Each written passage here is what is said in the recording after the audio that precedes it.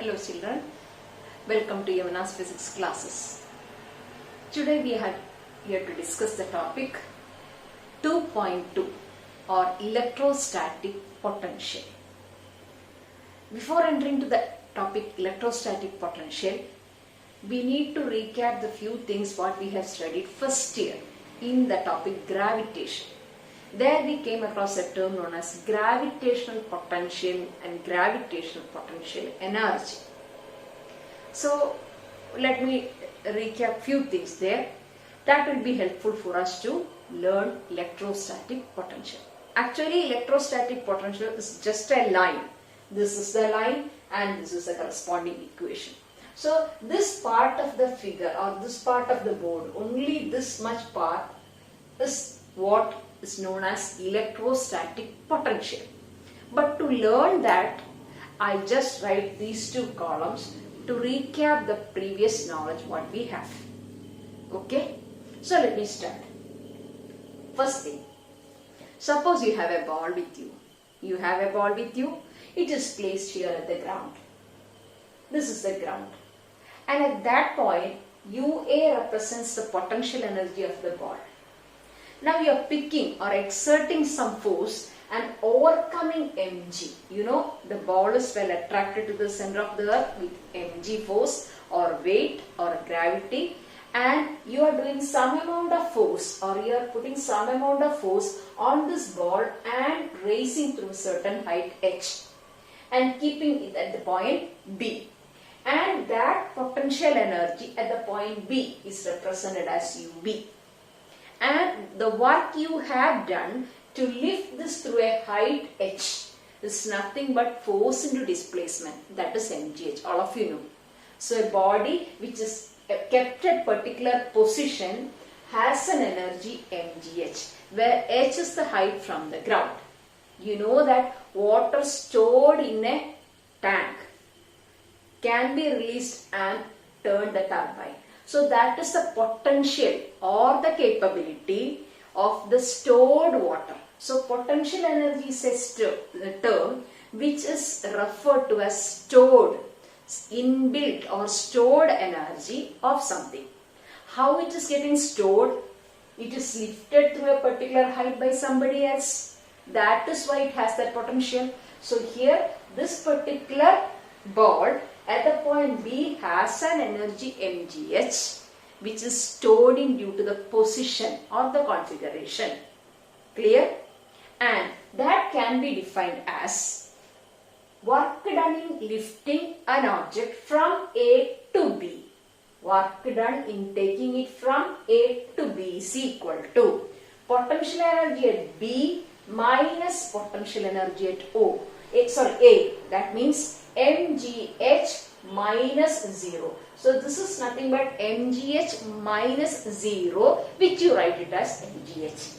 Actually you are writing the potential energy difference, not the potential energy as such. You take the difference. Here it is 0, here it is mgh. So mgh minus 0 is actually what you write as mgh. Clear? So repeat. Work done in taking from A to B is defined as UB minus UA. But if A is ground, you can write it as UB. With the same logic, with the same concept, you can come to the topic electrostatic potential energy. This is gravitational potential energy defined. This is electrostatic potential energy defined. So you have a charge Q. Around the charge you have electric field. In that electric field, I place a charge plus Q. This plus Q, obviously, the repulsive force makes it move in this direction, or this is the electrostatic force here, due to the field here. So, to overcome that external force, electrostatic force, I give an external force in the opposite manner or opposite direction. Obviously, the magnitudes will be the same, but the direction is opposite. So, what is the work here? Work is clear. Integral A to B F external dot dr. I told you the work is the external force we are giving. So the external force here is equal to how much? Fe, but oppositely directed. So it is A to B minus Fe dot dr. This external work in taking from A to B, this is the point A, this is the point B, is equal to change in potential energy. So that is UB minus A, exactly the same. WAB is equal to UB minus UA. WAB is equal to UB minus UA. Here, suppose A is a point at infinity. What do you mean by infinity? A separation where you don't feel the electric field. This electric field of the charge Q is felt by this Q. But if it moves to infinity, that repulsive force is not felt. That is known as infinity.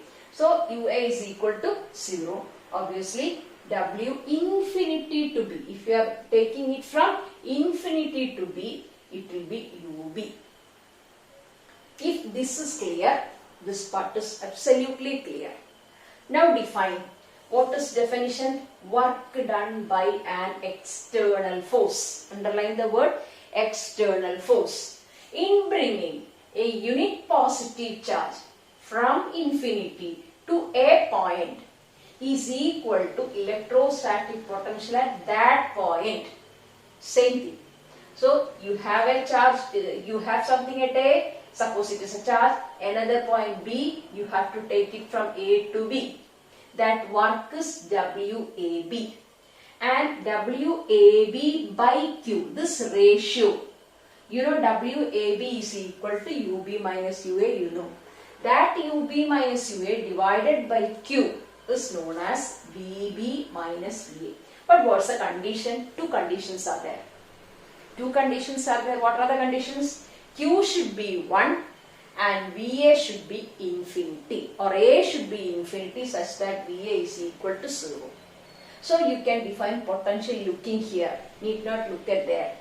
You can define here itself. How to define? Work done in taking a unit positive charge from infinity to the point B is equal to potential at that point B. So potential varies from point to point, point to point.